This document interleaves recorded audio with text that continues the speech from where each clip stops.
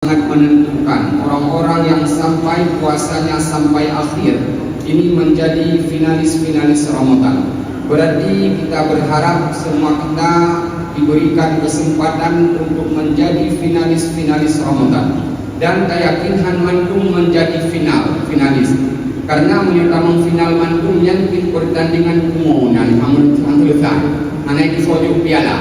Maka oleh karenanya kita semua berharap kita menjadi finalis-finalis Ramadan yang akan mampu merebut juara-juara Ramadan, yang oleh Allah akan mengeluarkan sebuah jabatan dan memberi sebuah titel muttaqin, yang oleh Rasulullah akan mengeluarkan selembar sertifikat yang tertulis di atasnya ghufira lahu ma taqaddama min zambi, yaitu jaminan ampunan dosa yang telah lalu. Inilah makna daripada perjalanan ibadah Ramadan yang membuat kita sebagai seorang yang dan kalian tunggu mutuah bahwa proses bulan Ramadannya adalah proses tarbiyah, bulan pembinaan. Munyo ibarat ulat ketika dia menjadi kepompong dan suatu saat dia akan menjadi kupu-kupu yang indah. Di bulan dia berada bak pucuk pisang, nyen ulat pada hidup bak pucuk pisang, dia berubah menjadi kepompong. Akhirnya akhir daripada pertapaannya yang panjang, dia akan menjadi kupu-kupu yang indah. Artinya akan melahirkan sosok-sosok manusia baru ketika selesai Ramadan, ketika kita menyandang gelar muttaqin dan gelar takwa kepada Allah Subhanahu wa taala. Maka ketika tanya dan kalian, apa tujuan daripada ibadah puasa Ramadan? Minimal ada 3. Pertama adalah untuk mengangkat harkat martabat manusia kepada derajat yang paling tinggi, yaitu derajat takwa kepada Allah. Nyo sebagaimana di penghujung firman Allah, la'allakum tattaqun, mudah-mudahan kamu menjadi orang-orang yang bertakwa. Menjadi takwa orang-orang berpuasa ketika puasanya sesuai dengan aturan Allah. Karena banyak sekali kata Nabi, kam min sha'imin laisa lahu min siyamihi illal ju' wal atas. Berapa banyak orang-orang yang berpuasa tapi tidak ada pahala daripada puasanya, yang ada adalah lapar dan dahaga. Mata hana puasa, babah hana puasa, ketika telinga tidak ditahan imsak yang diberikan kepada kitanya ternyata tidak kita pergunakan, maka pada akhirnya puasa hanya sebatas untuk menahan lapar dan dahaga.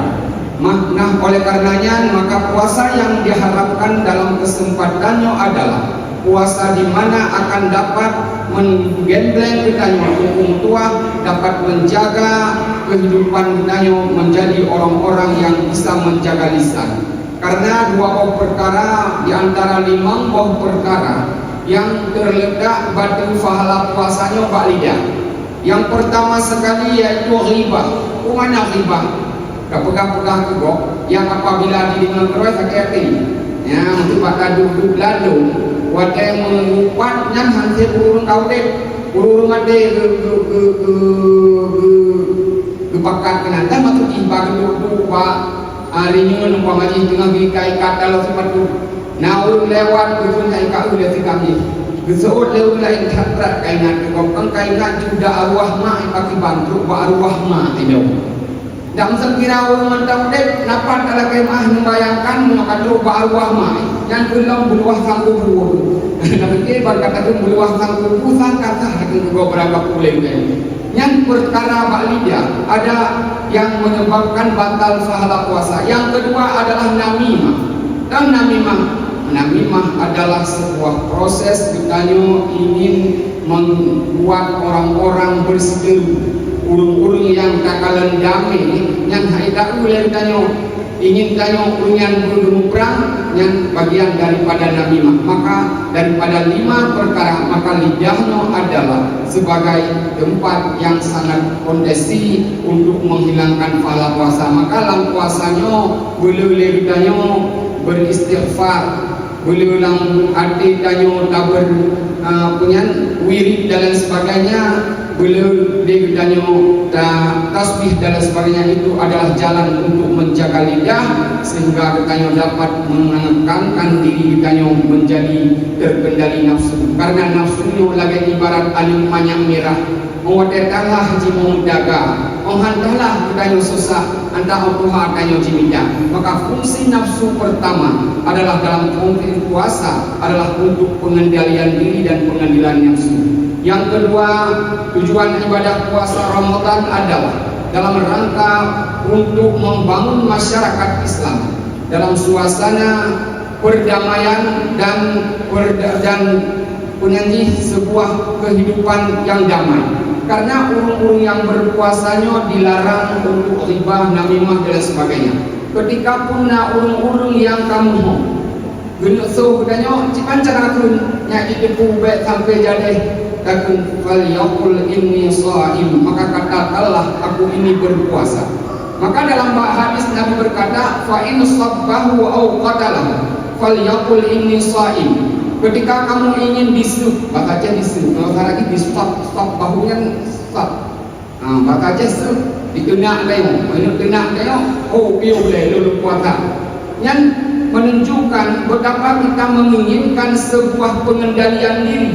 Baik sampai katanya, kita melakukan pembalasan. Maka di situ ada dengan demikian akan membangun masyarakat Islam dalam suasana perdamaian, karena dengan puasanya akan pengendalian diri, karena ada di situ ada kemarahan orang-orang yang disampaikan oleh Allah dalam Al-Quran, orang-orang yang menjadi penyaji pasca Ramadan, alladzina yunfiquna fis sarra'i wad dharra'i wal qadimina wal ghaib wal 'afina 'anil nas. Orang-orang yang mampu bersedekah baik dalam keadaan sempit dan keadaan lapang, wal qadimina al ghaib, orang-orang yang mampu menahan rasa amarahnya.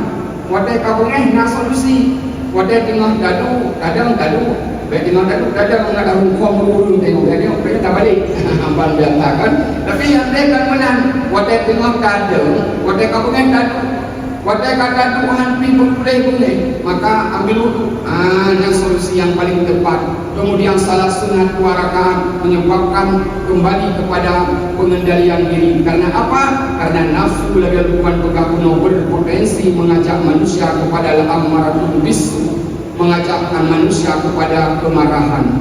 Yang ketiga, daripada tujuan ibadah puasa Ramadan membangun masyarakat Islam atas dasar kasih sayang, kerahmatan lewat memberikan sedekah kepada fakir miskin dan anak-anak yatim. Kenapa? Karena dengan Ramadannya dapat rasakan bagaimana pedih-perihnya orang-orang yang tidak berada. Di saat makanan halal ada di rumah, tapi kita tidak makan. Karena kenapa? Ingin merasakan bagaimana pedih dan perihnya orang-orang yang tidak berada. Maka disitulah fungsi puasa, menghadirkan sebuah sikap kita ingin berbagi bersama. Maka Rasulullah menyampaikan ikum minan nar walau bisyikkin tamradi, peliharalah dirimu daripada api neraka walau dengan hanya sebilah kurma. Maksud sebilah kurma, ternyata ketika kita memiliki harta musuna berziarah, ternyata na untuk yang hana pajohu di samping rumah dia ditengok kai pakai yang bakal, karena kita ingin memberikan sebuah rasa di mana ada rupanya orang-orang yang telah menahan laparnya. Ulumna anak-anak yatim di mana mereka tunggu mutuah balik sedih. Yang yatim jilul kafir yang lempang putih mutui hanama.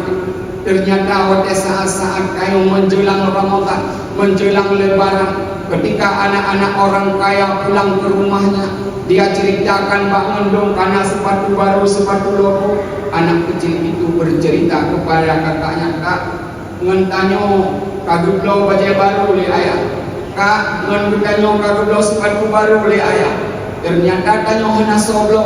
Seandainya ayah dan ibunda kita masih ada, kita bisa juga ketika malam hari raya di saat ada anak orang kaya kaya terpilih babinya bagus kali berdoa mercon dan lain sebagainya, anak-anak yatim yang miskin di hari di mata apa saatnya itu ya Allah Seandainya orang tuaku masih ada, aku masih bisa juga bergembira seperti mereka. Tapi apa boleh buat, Allah telah menjemput mereka terlebih dahulu. Maka baik mungkin kata-katanya li'an yakin untuk tua, maka di bulan Ramadan yang membuka hati kita untuk saling berbagi. Maka Rasulullah bersabda, insah ra'sal yatim wa it'amil masakin, usuh legada ule an yatim, dan berikan makan kepada fakir miskin. Dalam hadis yang lain Nabi menyampaikan Nabi bahwa Rasulullah kiamat semua berada bersama anak-anak yatim. Dia mengacungkan dua jarinya di hadapan para sahabat pada saat itu.